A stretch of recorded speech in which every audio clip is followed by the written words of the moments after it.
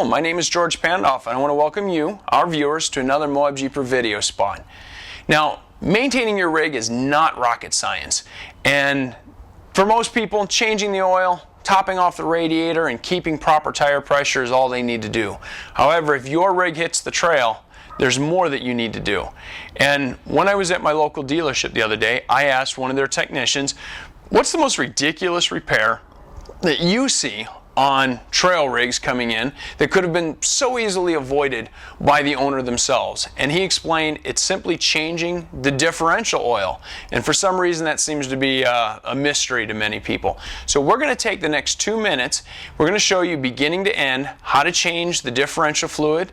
And the one thing we don't touch on because it didn't apply is if you have a limited slip differential, depending on the manufacturer, you may need a limited slip additive. So if you will, take the next 2 minutes and avoid this costly repair.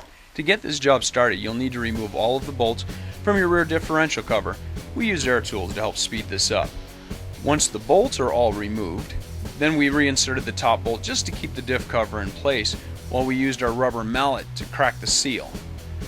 Once the differential cover seal was broken, we drained the oil, and then we went ahead and removed the differential cover so that we could expose the ring gear and then give it a quick inspection, make sure that there's no cracking or any missing teeth that are broken off. It's a good idea to rotate the axle to check all of the teeth. With the cover off, we need to get all of the old RTV sealant off. That way we can ensure a proper seal when we reinstall, and we used a simple lightweight paint remover to help strip that RTV without scoring the metal. Once we had all of the RTV off of the differential cover, we went ahead and reapplied some blue RTV with a full bead all the way around, and then we used our finger to spread that RTV to all of the mating surface to ensure we have no oil leaks. Then we took a straight edge razor to scrape off any of the old RTV from the axle housing. Keeping it clean inside of your rear axle is important, so we used a rag to wipe down any of the debris that fell inside while we were working. And then we capped this off with some blue RTV onto this mating surface.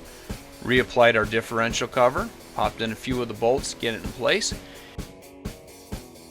Then we picked up our highly loved air ratchet to spin the bolts down.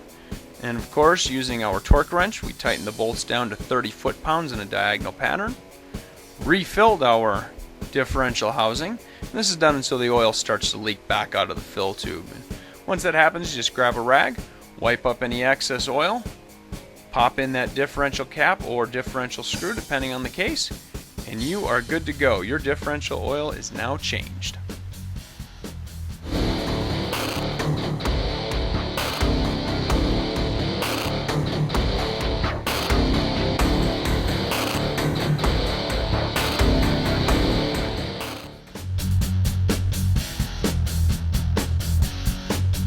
Now, most everybody understands, you change your gas. Now, rocket science is not maintenance.